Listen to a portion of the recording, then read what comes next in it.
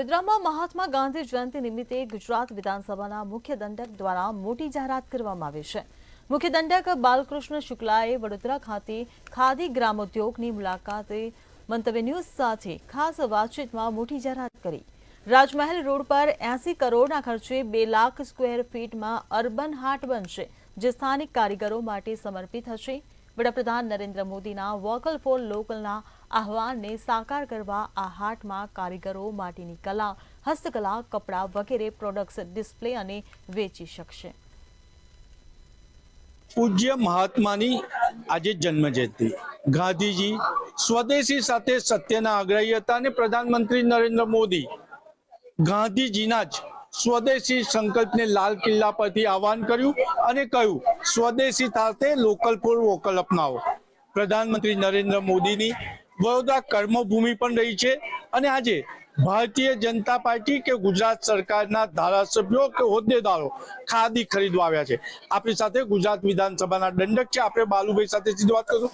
પ્રધાનમંત્રી લાલ કિલ્લા પરથી સ્વદેશી સાથે લોકલ ફોર વોકલની વાત કરી છે, ત્યારે તેમની કર્મભૂમિમાં સ્વદેશી એટલે લોકલ બનાવટ જે કરનારા કારીગરો છે એને શું કોઈ મહત્વનું જગ્યા કે એમને ઉદ્યોગ વિકસાવવા કંઈક મળવાનું છે? સૌપ્રથમ તો આપના માધ્યમથી તમામ નગરજનોને ગાંધી જયંતિ, લાલ બહાદુર શાસ્ત્રી જયંતિ અને સાથે સાથે દશેરાની ખૂબ ખૂબ શુભકામનાઓ મોકલું છું।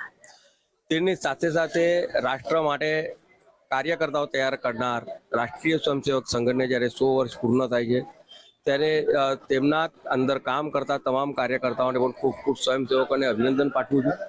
અને આપે જે વાત કરી એ અનુસંધાનમાં આખા ગુજરાતમાં, મધ્ય ગુજરાતમાં સૌપ્રથમ વખત સ્થાનિક કારીગરોને ખૂબ સારું મહત્વ મળે, તેમને કરેલી કારીગરી તેને વેચાણ કરવા માટેની જગ્યા મળે।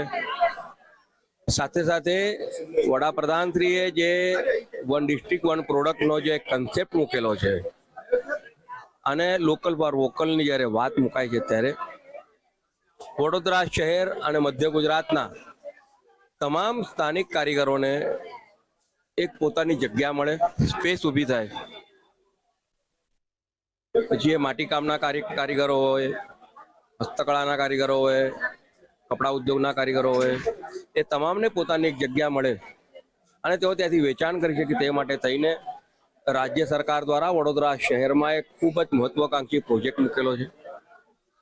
રાજમહેલ રોડ ઉપર 2.25 લાખ સ્ક્વેર ફૂટ એરિયામાં અંદાજિત 80 કરોડના ખર્ચે અદ્યતન પ્રકારનું એક અર્બન આર્ટ બનવા જઈ રહ્યું છે। એ અર્બન આર્ટમાં અલગ અલગ પ્રકારની દુકાનોની સાથે સાથે પ્રવર્તમાન પરિસ્થિતિમાં જે પણ હસ્તકળા કે જે કારીગરી છે તેના માટેનું ટ્રેનિંગ કોન્સ્ટિટ્યુટ હશે। ટ્રેનિંગની સાથે સાથે જે કારીગરો બહારથી આવશે તેઓના માટે, તેમના કુટુંબીજનો માટે રહેવાની વ્યવસ્થા હશે। એ જે પ્રદર્શની કે સેલ લાગશે તો ત્યારે તેમની તમામ વ્યવસ્થાઓ વડોદરા કોર્પોરેશન અને રાજ્ય સરકાર દ્વારા કરવામાં આવવાની છે। તેની સાથે સાથે એમ્પી થિયેટરનું આયોજન રહેશે કે જેથી કરીને ત્યાં રોજે રોજ અલગ અલગ પ્રકારના કાર્યક્રમો થશે અને કુલ મળીને 80 કરોડના ખર્ચે એક એવું સ્ટેટ ઓફ આર્ટ પ્રકારનું અર્બન આર્ટ બનવા જઈ રહ્યું છે કે કદાચ આખા ગુજરાતમાં સ્થાનિક કારીગરો માટેનું એક સીમાચિહ્ન રૂપે પ્રદર્શિત થશે। એટલે કહી શકાય કે સ્વદેશી સાથે સાથે ગુજરાતની સંસ્કૃતિનું પણ ત્યાં આગળ દર્શન કરાવી શકાય છે। ગુજરાતનું આ સુવર્ણકાળ વડોદરાની ધરતી પર બનવા જઈ રહ્યો છે। કેમેરામેન કેતન સિંધે સાથે નિલેશ બ્રહ્મભટ્ટ, મંતવ્ય ન્યૂઝ, વડોદરા।